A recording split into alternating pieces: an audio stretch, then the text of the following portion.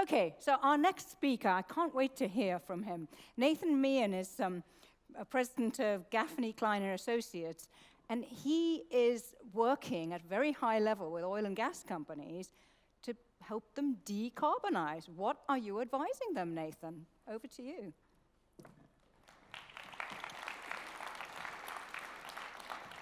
Well, good afternoon. And first, I'd like to say something to the Norwegians here. My daughter and her husband and 3 children lived in Stavanger for 4 years, and they wound up picking up an additional Norwegian while they were here. And the people of Norway were very receptive and very supportive of them. They certainly appreciate it. Every May 17th, we dress them all up in, I think, with bunad. Is that it? And they carry the flags. You'd be surprised how many Norwegians are in Houston, Texas, and carry out a few things. I've learned to eat brown cheese on my waffles. And when I go back, I had to stop at Rema 1000 last night. If you happen to be looking for quick lunch, too bad. I bought the entire inventory last night to take to my grandsons. All right. I don't know. I don't know. So we're enjoying that a great deal and looking forward to a couple things. I want to talk to you about a variety of things. First, Gaffney Klein Associates is a consulting company that's been around for about 60 years, primarily in the oil and gas business for commercial and technical projects. But we do a lot of gas and LNG work, and carbon management is one of our practices. We are owned by Baker Hughes, a GE company. So some of the things that we do, we're trying to do a little more collaboration with them. Most of what we do is fairly independent. But so I'll talk a little bit about both of them. I'm going to show you a graph here that's going to be a little more disappointing in the forecast. Some of you students may think, oh, I've seen this graph before. The numbers are not all the same. And what you're going to see, particularly in mine, is that the oil production doesn't peak until later and declines a little more slowly over time. Similarly for natural gas. We saw some coal curves this morning that looked like they were, that coal use had been declining for a long time. In fact, those were the percentage of the total energy use from coal. Absolute volumes of coal have not been declining. We don't, peak coal may have happened last year in terms of its absolute use. China continues and India continues to substantially build more coal-fired power plants. Now, the rate of additional power plants in China is going down, but the rate of additional power plants in India is not going down. Another thing we saw this morning, and Charlie didn't have time to go into detail with it, he showed CO2 emissions by a bunch of different countries. And they were all going down like 20, 30%. And the US, indeed, from that time period, had gone down a little over 20%. But what you need to keep in mind is that that 20% was from a much higher level. And the decline in the US was larger than all of the other declines put together. And the reason was not that the gas or energy demand usage had been going down in the US. Energy usage has been going up over that time period. And the only reason that the US CO2 emissions dropped was displacement of coal-fired power plants by natural gas-fired power plants. Increased natural gas production came entirely from wells that had been hydraulically fractured. So one could make the argument that the largest single contribution to CO2 reduction over that decade was due to hydraulic fracturing. Now, that's not going to be a plan for the future, okay? But in reality, so far, the biggest things we've done is decrease coal usage. We don't anticipate that Chinese coal usage will go down. We expect that their growth will be dominated by renewables, but coal usage on the planet will continue for a long time.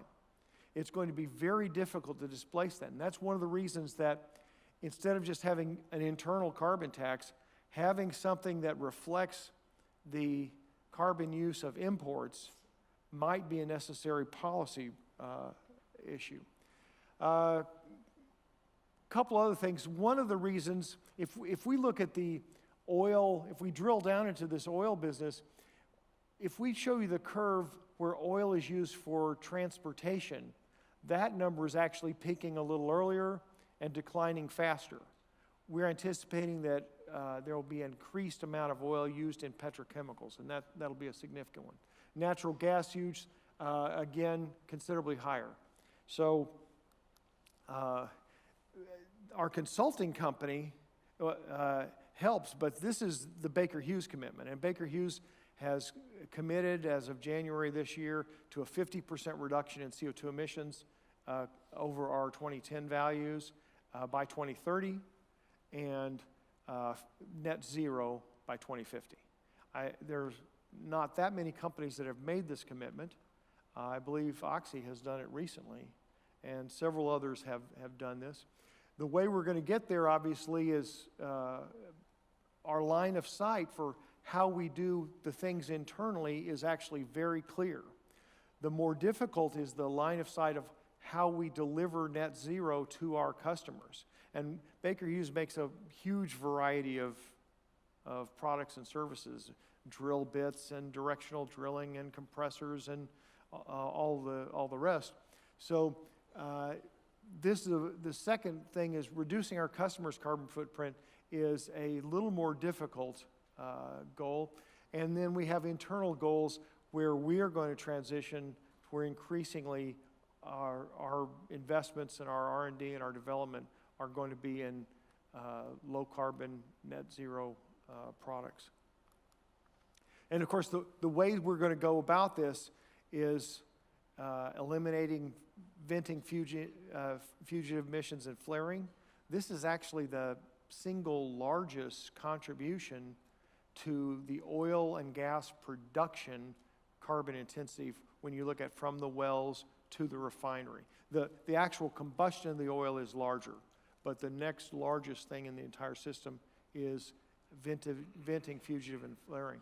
And we're going to obviously be increasing efficiency. That's a key driver. Replacing some of the fossil fuel energy sources. And obviously we're looking at decarbonized hydrogen as well. And we have a significant role to play in sequestering CO2. In addition, we're looking at the U.S. unconventionals as a place to do that. We've got a variety of products and services that are involved there. The world's flaring is way too high. We have ways to reduce that. Flaring ought to be infrequent, brief, and efficient. And we've got some ways to dramatically improve efficiencies. And a lot of those include digitization of measurements and edge computing. Methane detection. We don't measure and detect methane leaks as much as we should. We have ways involving both drones and permanent installations. These are, solar powered, and we have a way to, I think, identify quickly methane leaks and minimize those. We have a number of technologies that are designed to take the exhausts from large-scale compressors and other engines and pull out CO2. Our first target for those are the large, old, relatively inefficient compressors around the U.S. that have, they're present in a lot of oil fields, and they're also pretty close to CO2 pipelines. So our plan is to start with those and actually just sell the CO2. They look pretty commercial at this level. And we had a great talk about hydrogen gas turbines, and so I won't say anything other than we've got them too. And now Gaffney Klein is the consulting organization. One of the things that we do is help companies quantify carbon intensity, measure how much they're using from all sources, and do that both currently, which is what people tend to report, and over the life of the well. What happens over time? How do changing operating conditions, water oil ratios, gas oil ratios, additional artificial lift, all those tend to increase carbon intensity over time. So we're trying to identify ways to minimize that and to help, rank and prioritize those. Gaffney Klein has always been assisting with policies and regulatory environment. We've helped, we have a Brazilian speaker this morning. We've helped do every Brazilian bid round. We helped with the Mexican bid rounds. We do a lot of government advisory work into the oil and gas business. We're going to extend that into some of the carbon. We have ways of both assessment and accreditation or qualification of carbon emission projects that have been done. And those are going to be important where there is financial incentives for those carbon emission, carbon projects. So somebody's got to say, yes, you actually did them. Now I'm going to jump ahead to my last slide. Is there a way you can go straight to the last slide? Yeah. Well, I guess I could have done it that fast. There we go. Nope, the last one. I'll just do it.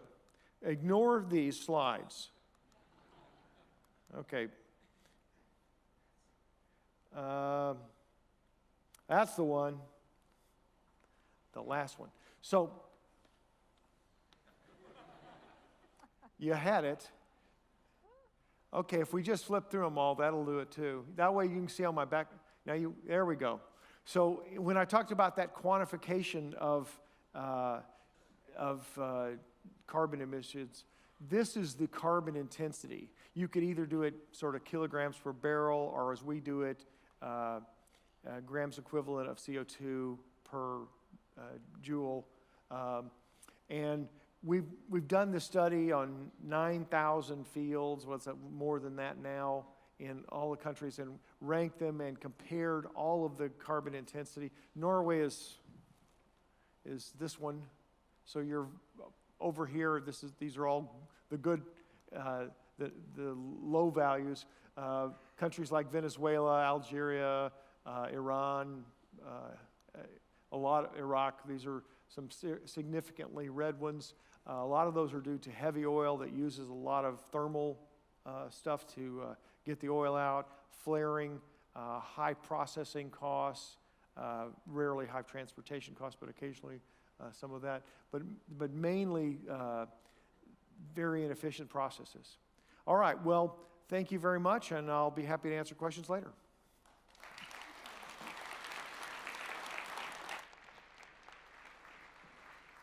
So are we convinced by what Nathan Meehan was just saying, that by all these measures, reducing flaring, using more cleaner energy to try and get the oil out, et cetera, that the oil and gas industry can be sufficiently decarbonized? Were you charmed by his love for brown cheese to mean that you forgive him for the other side? Hold that thought. Quiz him.